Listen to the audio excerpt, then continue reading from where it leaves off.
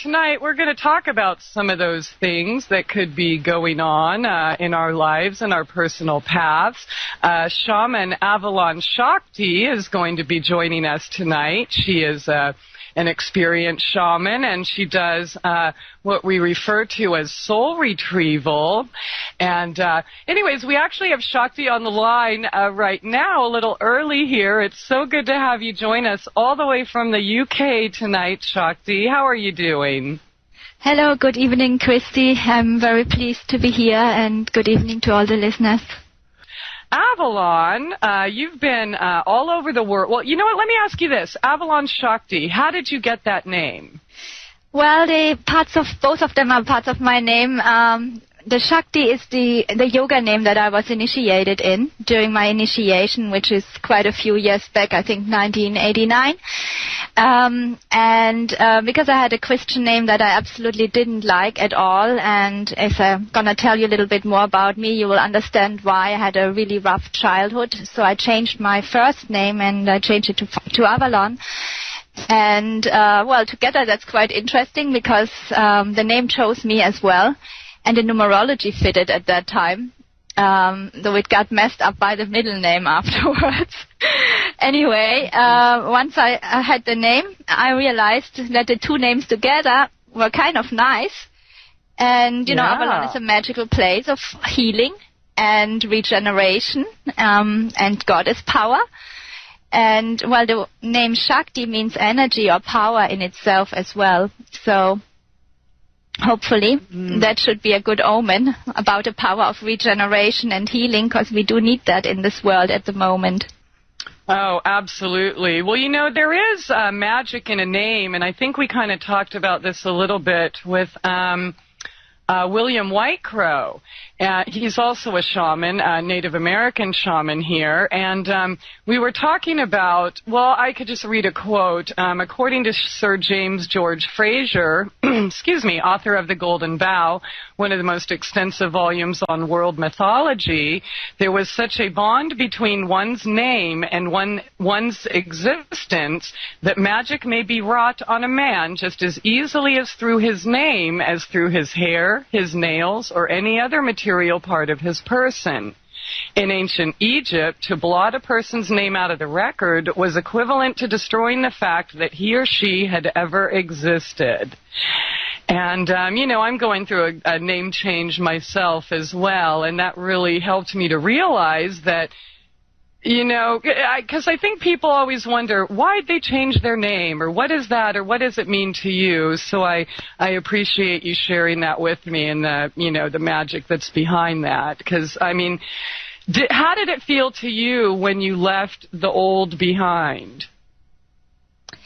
I had not used the old name for many years because as soon as I had my yoga name Sakti, I told all my friends this was my name, and I completely ignored the old name. I only used it basically for the bank account and where I had to, when I had to sign something. And the old name was very, very negative because it was connected to my childhood in which I had a lot of abuse, and I had been verbally abused and always with this name. So I really didn't want it anymore, and it didn't feel like me at all. It was holding all the negative energy, all the victim identity and everything. And I just wanted to leave that behind completely. And when I was looking for the new name, then I was trying so many different ones, and nothing was right. And somehow on a name website, I got onto Avalon, and it was just, oh, okay. And I just knew this was the name, because I am connected with this tradition of King Arthur and Avalon, the magical Isle of Avalon. And I didn't think I'd be moving to England at that time. It all happened that way. Wow. Anyways. Okay. So do you feel that when you changed your name, or you left the old behind, just magic started happening in your life, that things started to change? Actually, some really heavy stuff happened afterwards. I think the real wounding and the dark night of the soul happened afterwards. I have to tell you that. It was quite so easy. It felt like the old me was trying to fight back and didn't want to give up so easily. How did you know that you were gifted? How did you know you had these abilities? And, where did your desire to want to heal others come from? I think my desire wanting to heal others came from my own wounding and having experienced really deep pain. And once you've gone through that, then you develop compassion. It's inevitable. And the gifts that I have, I don't know exactly when I started feeling something the first time. I experienced my whole childhood as a kind of dream, but I never knew quite what was real and what was not. It was all very magical, but some of it was not nice. We were not living in a very natural environment. We were living in a town, but at the edge of a town, and there were lots of fields and forests. My father was a person who liked to go in the woods a lot, and he took me to the woods, and he showed me how to read tracks, and he told me a lot about animals and plants. So that was the good part.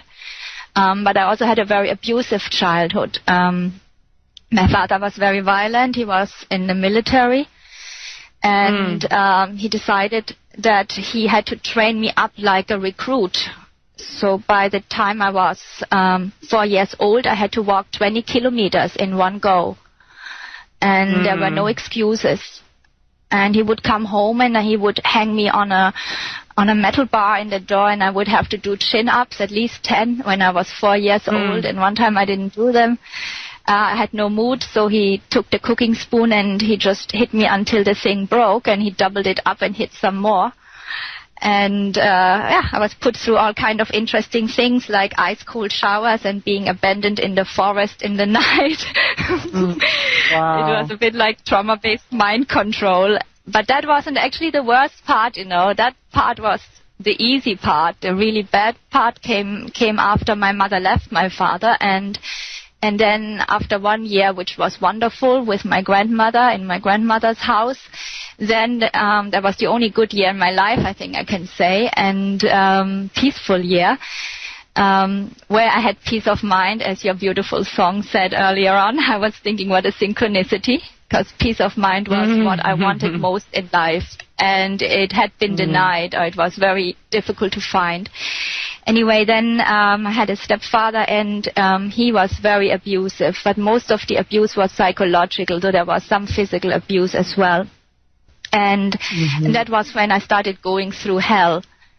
And when I had around puberty, I started having very vivid dreams, and I started journeying, shamanic journeying. I didn't have a drum. I didn't know what a shaman was.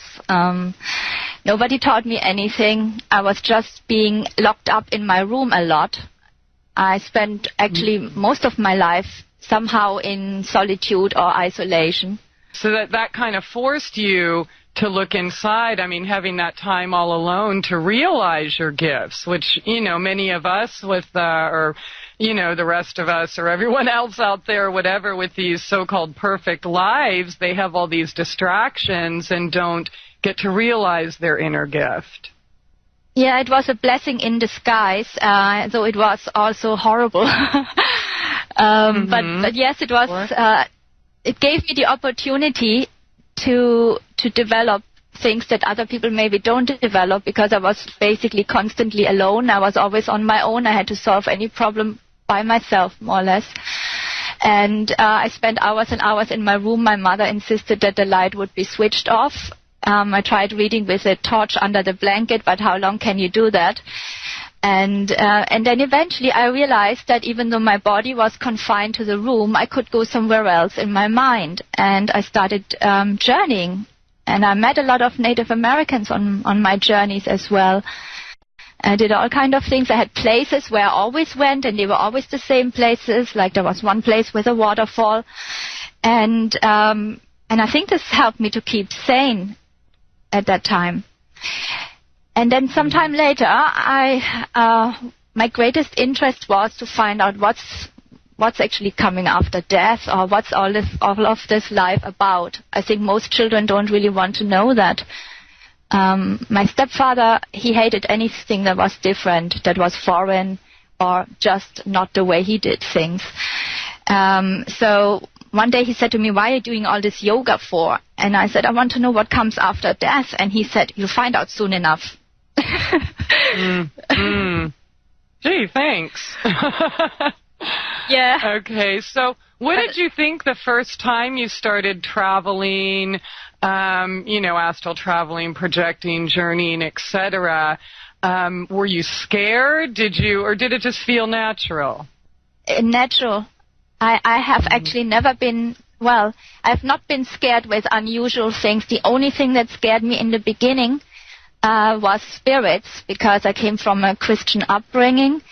And, there was a time I read all these ghost stories, and I was always very open psychically, and I could not control my gifts in the beginning, and I didn't know exactly what my gifts were. And so my own gifts freaked me out quite a bit in the beginning. For example, I didn't know that I can call spirits. And all I had to do, not some ritual or something, was actually just to think of them, and they would show up.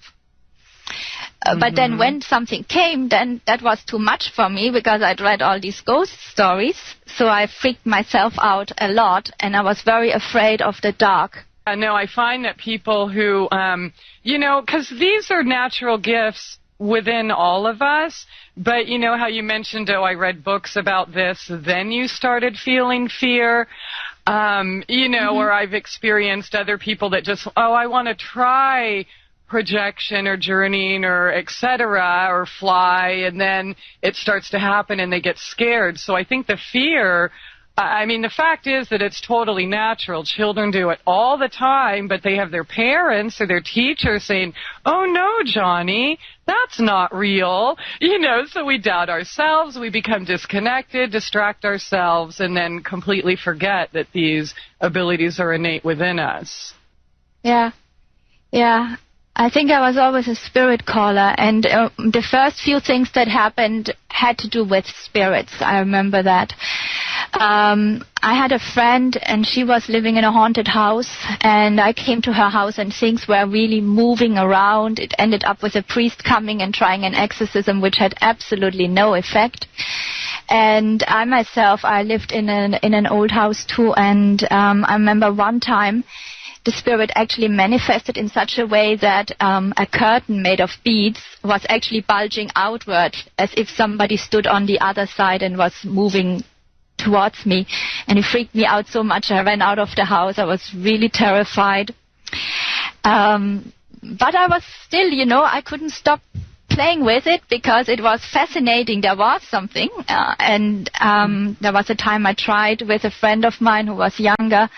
We had a little table, and we put our hands on it to see what happened. And then that table started actually moving through the room on its own. Wow. At that point, we got a bit freaked out. At that time, I could really manifest things that moved. I can't do that now, but at that time, things moved. So when we got both scared, we took that table, that little table, it was more like a stool really, and locked it in my wardrobe. And the thing thumped in the wardrobe the whole night. And then I thought, okay, we better don't try that again. That is just too freaky. It was almost like Harry Potter, where he locked something in his locker, and I had to laugh when I saw that movie. So then after the spirit things, I always had premonitions of things to come. And quite often when I knew that something was happening, usually something negative, I would get very ill. I would feel like cramps in my belly, and sometimes I had nausea. And my grandma, she also had the sight. Unfortunately, it was never really positive. She always knew bad things, like when my sister had her accident and broke her spine. You said your dad was military. Did they try to recruit you for their purposes, or were you approached by, say, law enforcement or anyone else because of your gifts? No, I don't have any memory of it, and I don't think this happened. My father was training the recruits in the military, so he was in a high position, but I don't know exactly how high. And I wouldn't know what the equivalent is in English. I have never been approached by anybody that I remember. I don't think so. Yeah, I know it sounds weird because it seems a lot of us are somehow connected with the military. Mm-hmm. But the military has somehow affected my life very much. I think that a lot of military families are really very messed up. They are damaged people. Because these soldiers, when they've been to war, they do have some issues, and there is no real healing in our society. They go to a shrink, but there is no real healing for the soul that has taken damage when they have witnessed unspeakable acts. And then, of course, they capitalize and torture people like you because of their gifts. But, hey, no problem. They can just go erase that little piece of your memory, and you'll never be able to tell anyone about it. So. I don't think anybody really knew about my gifts. I think most people just thought I was hypersensitive in my childhood. I was just, when we were last speaking, I was just telling you about how, spirits were manifesting and how I could call them, and it scared me at that time. And one time I was alone at home, and, for some reason, a wolf manifested in the living room. It was visible, and I was really, really scared at that time. So I learned very quickly that I had to completely control my mind. And that's maybe something I'd like to say to the listeners as well. If they want to do advanced spiritual practices, it's important to clean up one's mind. Because if you're thinking negative or if you're having a lot of fears, whatever you're actually fearing is going to manifest. So you were pretty young when you started to figure that out. You weren't already dumbed down and thinking, oh, that's not possible. Oh, my gosh, and if it was, that's obviously witchcraft and of the devil. No, I never had the issue. I did never think that what I did was of the devil, but I was afraid of the devil for a while because of the Christian conditioning. So I was always afraid the devil might be after me, but eventually I figured out that it was not so. Yes, when there were spirits around, I always thought it must be the devil, and then eventually I figured out, no, it had actually nothing to do with the devil at all. It's all this conditioning, but I saw through a lot of it. I was forced to go to church, and I was sitting there, and I could see energies, I could see auras, and I could see the priest when he was reciting, and I saw that nothing was happening. I didn't see any energy coming in, and I thought, okay, this is a sham. Sorry, I don't want to insult anybody, but in this particular church, really nothing was happening. And so I knew that something existed, something beautiful and mysterious that you can call God, but I didn't find this great mystery, particularly in the church. And I wanted to know the mystery. I was very curious. If there's a mystery, I gotta know. And, the next thing that happened was that, because things were so abusive at home, my stepfather was very abusive, so I was afraid of being at home, and I stayed away from home as much as I could, even in winter when the weather was cold, started spending a lot of time outside in the forest.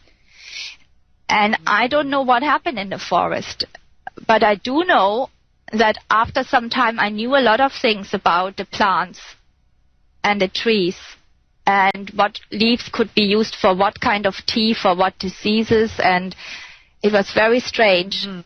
And I knew mushrooms. So you were maybe you were like picking up information stored in your DNA or in your soul from past life. I mean, you just walked out into the forest and you knew what everything was?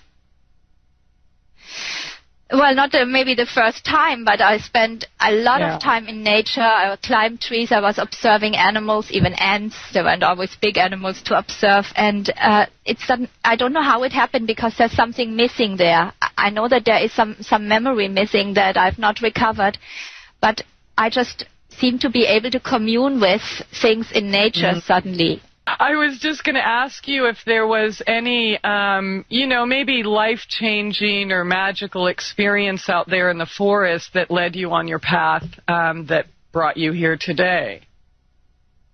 I had a lot of experiences. I mean, not today on this show, but your path in general. It was more many little things that came together. I had extreme suffering, and I just wanted an end to the suffering. I wanted peace of mind, and my stepfather told me that I was the ugliest person on earth, and I believed it. And so at some point I decided I couldn't live like that, so ugly anymore, and I was wondering, what can I do? And I remember I got a yoga book in my hand. Now, this is a little bit off topic, but the yoga and the shamanism have always been very interwoven for me. And I had this book where they were talking about developing inner beauty. So I thought, well, with the outer beauty, I don't see much hope for myself there. So I guess I got to develop the inner one. And put a lot of effort into this. And it was through the yoga, the shamanism, the connection with nature that was always there. It was always there from the very beginning, since I was very, very small, and my father took me to the woods, really. And then for a while, the yoga took over, and the healing gifts developed originally through the yoga. And if you want to have a particular experience, that was this. My husband, who was Chinese, when we were living together, one day he had very bad stomach pain, and both of us would never go to any doctor or take any medications. We did everything naturally. And at that time, I'd just been reading a book about healing with, spiritual healing with the hands. And I didn't read that book because I wanted to learn it, because I didn't think I could. I just read that book out of interest, and I thought, oh man, I wish I had gifts like that. And then suddenly my husband was really ill, and he said, oh, do something. I'm not feeling good. I have pain. And I thought, I'll just put the hands over it like he said in the book. And within 5 minutes, he had no pain at all. Oh, and I couldn't believe it myself. He'd had really bad stomach pain, and then suddenly had no stomach pain. And then what happened? So you're like, wow, I'm a healer. Well, no, I didn't immediately go on the big ego trip and advertise myself on the internet or something. No. It was more like, at first it was quiet, and I was really just amazed. I'd also taken a course on color therapy. That was very interesting. In New Zealand, I wanted to take the course on color therapy, but there weren't enough participants, so the course never happened. But I met the lady who taught it, and she looked at me and she read my aura, and she said to me, well, you don't need to learn it because you already know everything from your past life. And here I sell you my color therapy kit, and you can do it. And I went home, and then came the thing with my husband having the stomach problem. And after that, my hand chakra started opening. And the way I noticed it was because I couldn't sleep at night because they burned. It burned really hot in the middle of my palms, both hands, every night when I lay down in bed. And after that, I could heal. It was just like that, and I think it came through my yoga practice. I mean, you didn't go out and take classes. You didn't have a master or a teacher or anything. All of this came from within just by following your heart. Yeah, I did have yoga initiation. Yeah, I learned with Shivananda Yoga Vedanta Center, and I had a full training there, and I have a yoga teacher certificate and a yoga master certificate. Yes, that's true, and I practice a lot, and I could show you some pictures where I'm doing some pretty impressive postures, which I can't get into now. I'm admitting it. So I was actually doing spiritual practices. Yes, I followed my heart, but I didn't take this as a training or thought I'm going to make a business of it. It just happened. Everything actually. But your gifts, happened. They were apparent ever before you took a yoga class. I guess so, but they weren't apparent to me because I had a very low self-confidence. Now when I'm looking back, then I see how all the things fit together. But at that time, so you're saying the yoga helped? The yoga helped with your self-confidence? Okay. It's not just a gym class. In fact, No. it's not a gym class at all. True yoga is entirely different. Maybe you can elaborate on that a little, Shakti, please? Yeah, for me, yoga has always been a spiritual discipline with the goal of getting self-realization, also called illumination. That should be a big topic these days. And this is what I wanted to do from the very beginning. Once I heard about what yoga is all about, this is what I wanted. And I decided I was going to have self-realization. Then I heard that, oh my God, it's going to take you many lifetimes. And I thought, oh no. But mostly it was a spiritual discipline. I stuck to the yogic diet, and I was doing all the techniques of mind control, controlling your own mind, not somebody else's mind. Because the mind is really matter. The source of, and the mind is the source of all of our problems because, well, it's been programmed with wrong things by our parents, by TV, education, society. And all this conditioning has to be undone if you want to have real freedom and peace of mind. Yeah, mastering your mind, mastering yourself.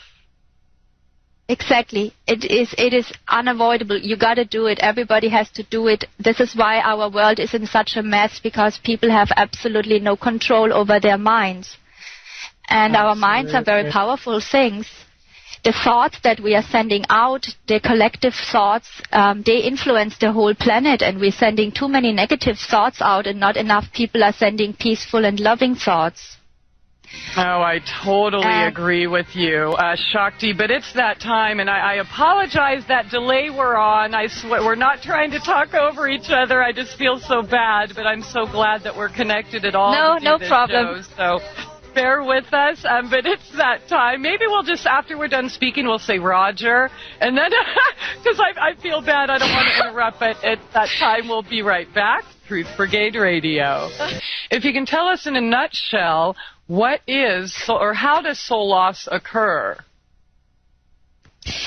There are different ways how people can get soul loss. It usually comes through great trauma, shock, grief, or sadness, and it can be a one-time event, or it can be over a long period of time.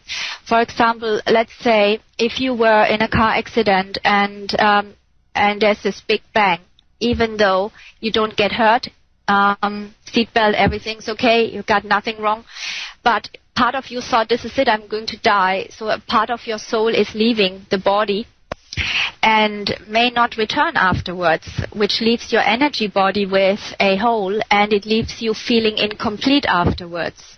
So you will find that people who have soul loss, they don't, after the event where the soul loss occurred, they don't feel quite so happy as before anymore. They cannot enjoy life as much as before the event. It also happens quite frequently through the death of a loved one, and is especially traumatic if it's in childhood, say if the beloved grandma dies or a parent. That would be a very common cause for soul loss. Okay, or even some of the things we were talking about in the last segment, or even, what's happened in a lot of our lives. So basically, anytime there is a traumatic event, soul loss can occur. Yeah. Sometimes the soul comes back afterwards, and sometimes it won't. It can also occur if you have maybe not a traumatic experience, but just unhappiness that's prolonged. Say if a child gets constantly ignored by the parents and feels unloved, that can be enough for a soul loss.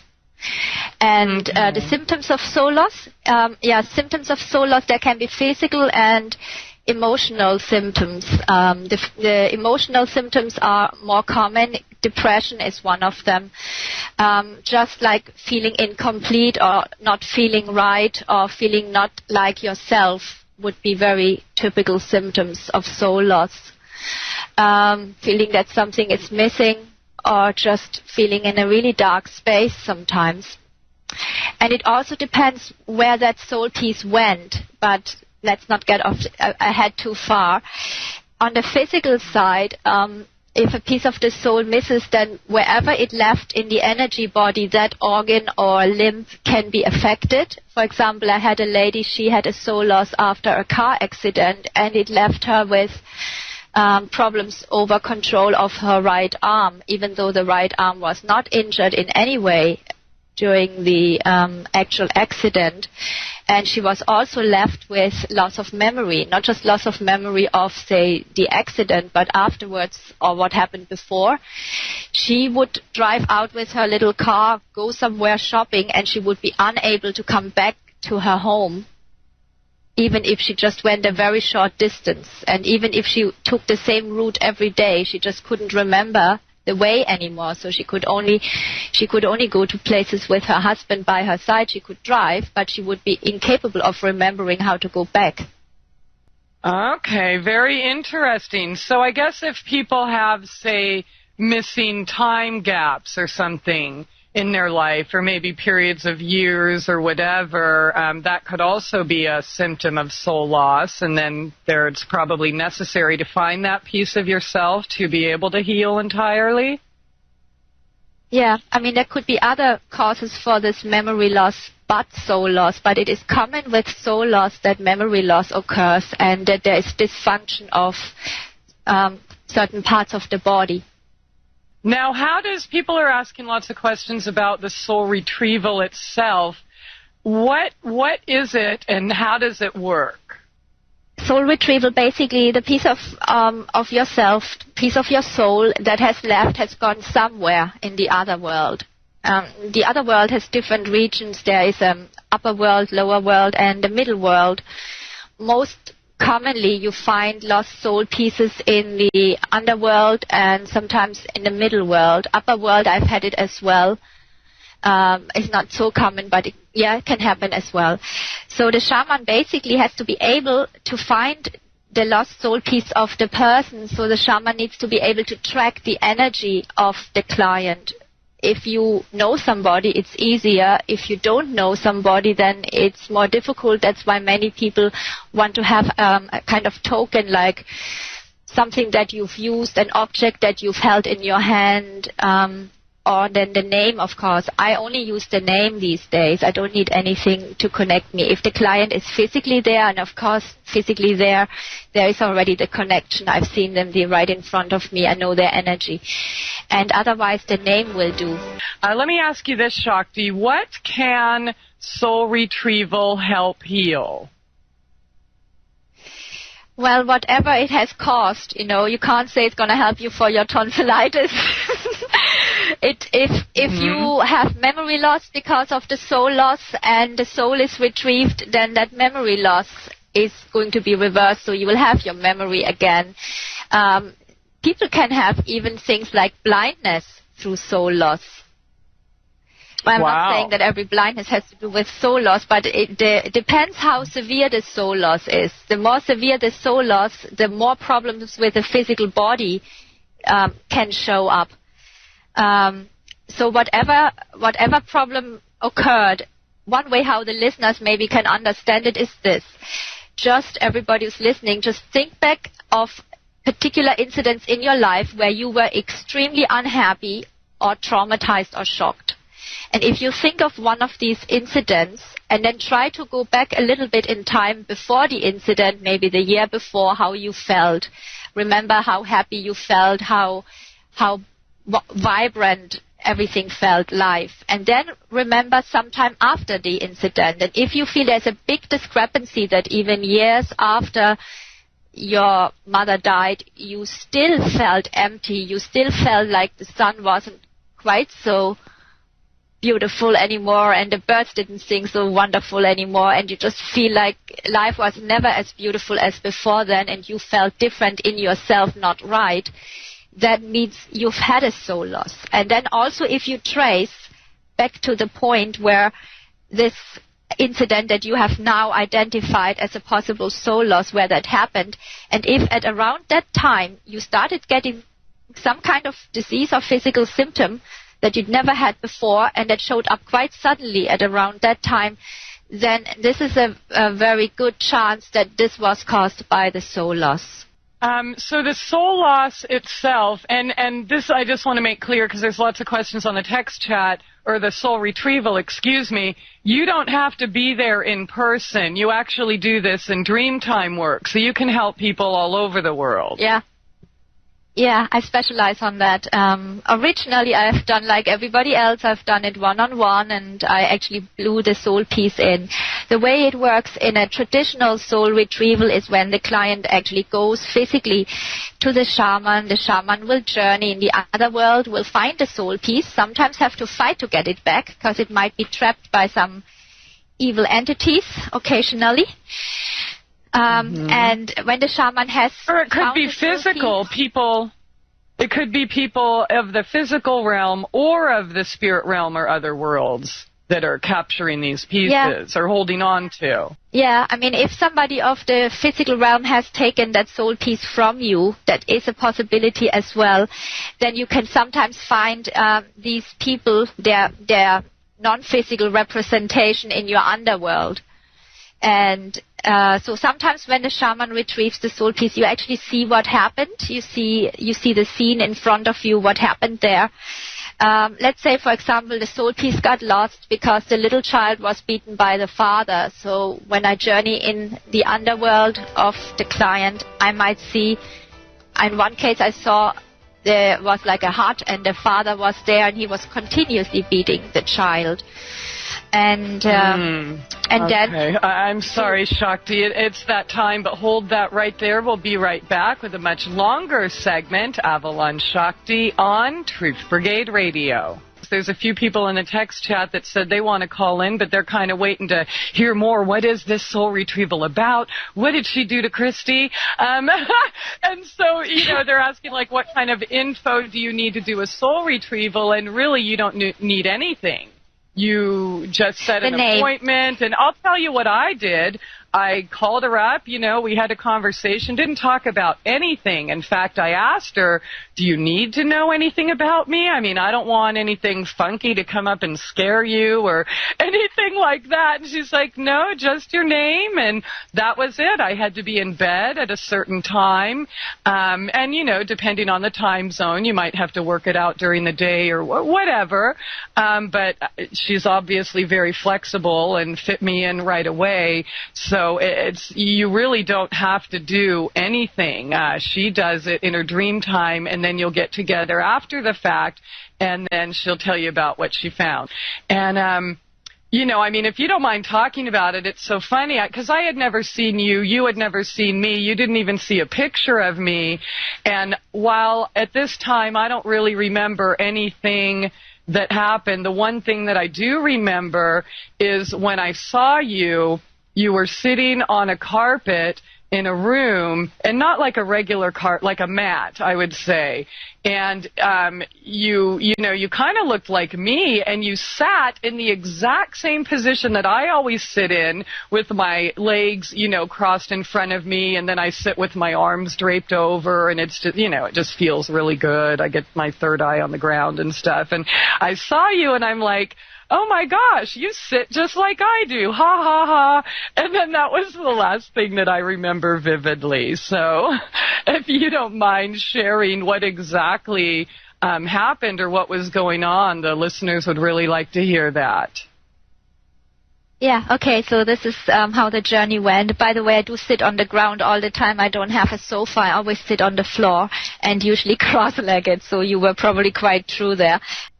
In the beginning, when I started off working in a non-physical way, I asked for more things. I asked for all kind of things so that I could connect. Like I wanted to have a photo of the client, but I don't need any of this anymore. I just need the name, and I get there. And the first thing that I then usually see is the client in their room lying down. And in your case, I noticed that in the room, in the corner of the room, was a really dark shape that was large and black. It was not defined. It didn't look like a human being. It was just like a big black blob. And it was connected to the heart chakra with a very, very thick attachment. And it was sucking the energy out of you like a vampire. And it didn't look human at all. So I understood it was an elemental form. and I had to destroy that. I shrank it down, and when it was almost very tiny, shrunk down, almost gone, then I saw the black magician behind that had sent it. Okay, now did you know how long that little sucking thing was on my heart chakra? Or was on my heart? That's hard to say. It's hard to say, but considering how big and fat it was, I would think quite a long time. Okay. Could it have been something from past lives, a carryover, or was it something that happened in this life? This life. Okay. I don't think it was a carryover. That is something from this life. But it could have been with you very long, maybe even since childhood. I did have a feeling it was old. So probably from childhood. And you said a black magician. Is there any way that we can find out who this is, or what do we know about this person? Well, I do know it was a man, and I saw he was dark-haired and he was slim. But beyond that, I really can't say because I don't know him. Okay. Could it be family, or could it be family, or could it be, I guess it could just be anyone. Yeah, I couldn't say. I didn't feel it was family. Okay. And I couldn't say what was the intent, why he had sent this this particular shape. But let's say I got rid of him. So and the shape as well. And so you kicked some butt. Then yeah. So sometimes for some clients, when I come to pick them up, I notice dark energies in their house, but not with everybody. It's not like so common, but in some cases, when I see that something is actually preying on my client, I will have to take care of that. That is, of course, not just soul retrieval, but you don't want to get a piece of the soul back only to be vampirized right afterwards. And to do the actual soul retrieval or any other healing work, I then take my client with me in my astral healing temple. Of course, not with their physical body, but with their astral body as well. And once I have them in the healing temple and lay them out, then I can see much more clearly what's wrong with them, because I see everything magnified. So in case of you appeared very weak on the astral, as if a lot of energy had been drained out of you. And that was, of course, due to this thing on the heart chakra that was taking a lot of your energy. And then I usually extract entities first. At least I'll do some entity work, even if the main focus is on soul retrieval. If I notice anything that is large or really damaging, then I will do some work on entities. And if I notice any major problems in the aura, such as torn chakras or big gashes in the aura, I will close that as well. And in your case, I think I removed some smaller entities, not completely sure now, because it's been a few days already and these things fade very quickly. Yeah, you said there was a dagger in my second chakra. Yeah, that's right. And there was a dagger in the second chakra that's called a spirit intrusion. Sometimes these things come because somebody has sent it. So somebody had an evil thought, such as, I'd like to stab you. And then this manifests, actually. Thoughts are really things. It creates this in the astral body, and this energy can then be extracted, and then healing of the astral body happens. And when the astral body is healed, any physical symptoms that were caused by that intrusions will also go away. And sometimes these intrusions can also be a memory from a past life. Say if in a past life you had been stabbed, I've seen this a lot, you can actually find the weapons and objects that somebody had been skewered with quite often in people's energy field, especially if it was a big trauma or if the same kind of thing happened repeatedly, like people that were hanged. Sometimes you actually do find a rope on the astral around their neck. And quite often they will then say, well, I feel like always like I can't swallow, and I really don't like this turtleneck pullovers. They make me feel very edgy. And sometimes when you remove this astral rope, you find that they have an easing of this particular problem. Okay. And after I've done the energy body work on you and did some cleansing on your energy body, then I decided to go and look for the missing part of your soul. So we came to your underworld, which was very beautiful. It looked quite American, but it doesn't have to be, because, you know, you may have a white American, but the underworld may look like tropical rainforest or like somewhere in Asia or in Africa, because we're all different. And there may be even different regions in your underworld. I have African parts in my underworld for sure. And then, so we were then starting to look for the soul piece. In this case, in your case, it was more difficult than normal. I was already wondering why it was taking so long and getting a bit worried. I've never yet failed. I've never yet failed to find the soul piece. But in my mind, I was thinking that, well, what am I going to tell her if I'm not finding it? This is weird, because it took very long.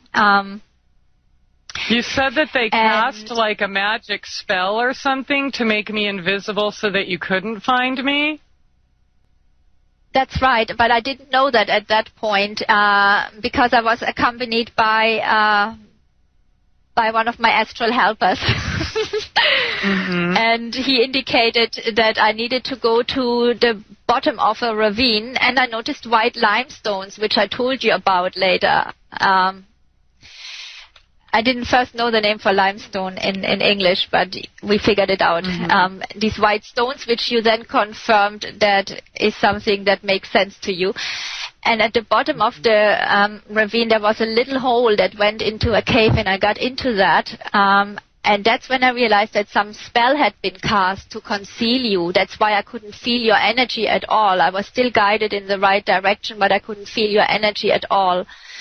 And then once I entered the cave, I heard chanting, like ritualistic chanting. And I myself used an invisibility spell so as not to be seen. And as I was moving towards the chanting, I saw a whole group of men in robes, black robes with the hoods up. They were doing a ritual. It looked very nefarious, and they were having a chalice. I'm not against magic. I do magic myself, but this didn't look good. And it felt very evil. Something evil was happening. And I knew that what they had in the chalice was blood. It was not wine. It was blood. And, it was a sacrifice. Yeah, and you, the younger you, which was a child, maybe 5 years old, was in a cage there by that ritual, near that ritual area, like you were made to watch or you were on next.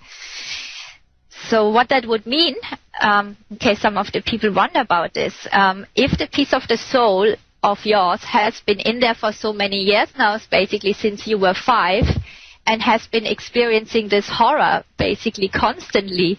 So there is a part of you that experiences all these emotions of fear and being trapped, like in the cage. And so this may actually reflect on your physical self and on how you're feeling in this life, that you have a feeling of being trapped or a feeling of being abused or something bad is going to happen. And my job then was to release this trapped piece of you in the cage, which I did. I got you out, and because of the invisibility spell, they didn't figure it so quickly. I normally don't mind fighting at all, but I had a feeling it would be better if they don't see me. So we took you out and made a copy of you, actually, so they wouldn't figure it. And then I took the soul piece that I retrieved, went back to my healing temple, and there I installed it into your energy body, and it merged nicely. And then I sealed it so that the energy body is sealed, and it's not going to get lost again or other things coming in through the opening in the energy body. That also helps so that you will not get so much of a healing crisis. And that was basically it. When it was all done, I checked your energy body. I didn't find anything wrong. That was the work for the day. And then I took your astral body back to your room, where you joined with it again, a little bit unwillingly, I must say. I didn't want to go back. I know. I never want to go back in my body every morning. I'm stubborn that way, aren't I? A lot of people are, because it's really so beautiful in the other world. Yeah, but it was me, the whole me going back in my body, not the girl in the cage. The girl in the cage wanted to come home. The girl in the cage was already back in your astral body, so the whole you. Yes, yeah, I've been doing that for quite a while. You know, what's really amazing about this, Shakti, is that, you know, as I said before, you didn't even ask me where I live. You didn't know what I looked like. You didn't know anything. I told you nothing about me. I asked you, you know, are you sure? I don't need to tell you anything, because I just... You know, like I said, I didn't want you to have any surprises, because there, you know, well, chances are you could run into some dark stuff, and it sounds like you did.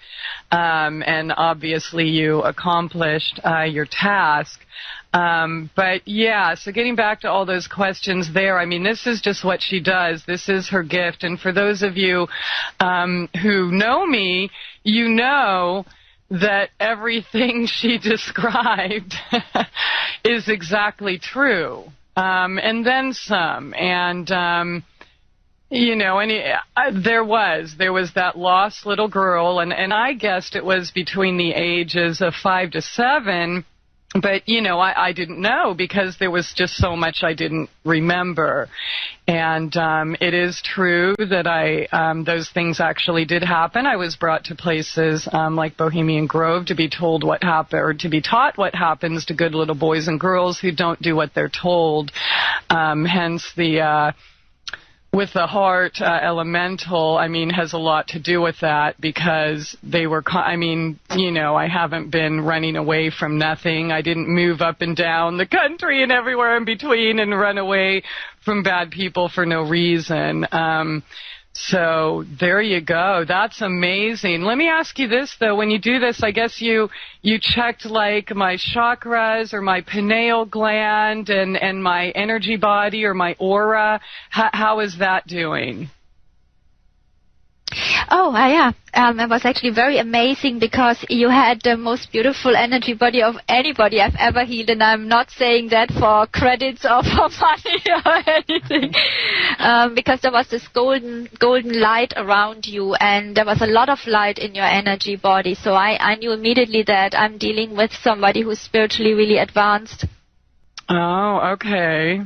And I feel I've had some pretty amazing and intense and long dreams since this, and, you know, my purpose in doing this was to find that and hopefully integrate it back into my life so that I could, you know, finally heal and be my own person and follow my heart. And there were all these, you know, whether the elementals sucking, there were people and vampires and such, and I just couldn't seem to get away from them. You know, doesn't matter if I ignore them, if I run away, whatever, they were just always there, but I didn't know where there was. I didn't know where to look. I didn't even know what to look for, because, you know, I didn't know anything about this. But I just thank you so very much for your time and being able to help me with that. And hopefully, you know, there's a lot of people on the chat that, you know, have had similar situations and are sincerely looking to integrate pieces of their soul and become whole again. So I'm just so thankful for the work that you're doing and all the messages I'm getting about you. You've obviously helped a lot of people. I don't want to keep talking everyone's ear off, because we do have callers. Julia, how you doing tonight? Hi, Christy. How are you? Good to hear your sweet voice. Yeah, it's good to hear you too. I would like to have a soul retrieval. I think that sounds really cool. Can we done? I have had many traumatic experiences, many. They're countless. Doesn't matter, because you don't need to know where to begin. We just get the piece of your soul that is most needed at the moment. There's always one that is most important that needs to come back first. The neat thing about it is you don't really have to do anything. Just have the desire, and she does the rest, and you don't even need to remember any of these. You know, as I said before, I didn't tell her anything. She knew nothing about my life, didn't even know what I looked like, didn't even know my name. I don't think she still does, or my location. So, yeah, she does the work for you, and it literally is just that easy. Being in bed at a certain time, and then of course be available to speak to her at a certain time, and yeah, that's all it takes, Shakti. But right now we're on the show, but say if you've lost many pieces, I can retrieve more than one piece in one session, Julia. Okay. And you can also write down if you have requests on a specific event, for example, car accident, 1997, traumatic divorce, 2001. Just write it down, and I look for those pieces. Well, I did go through a traumatic divorce, and it was in 2001. Yep, okay. Come on, I'm going to get points. I was told it was the worst divorce in this county. And it finished in 2001. Well, the papers were signed in 2001, but of course it went on for another year and a half. But go ahead. Anyway, this is getting more bizarre. Anyway, Julia, do not feel that it can't be done because you've lost more than any other person. You know, once the main parts are coming back, you will feel a lot better, and you don't need one healing for each soul piece that's lost, because I can do 2 or 3 in a session if it's necessary. But I wouldn't do more than 3 maximum in a session, because otherwise you will get a gigantic healing crisis. And Christie said it's easy, just lie down, and she does it all. You lie down in bed. Yes, that's true, but Danny has already told the other part of the story, which is the healing crisis.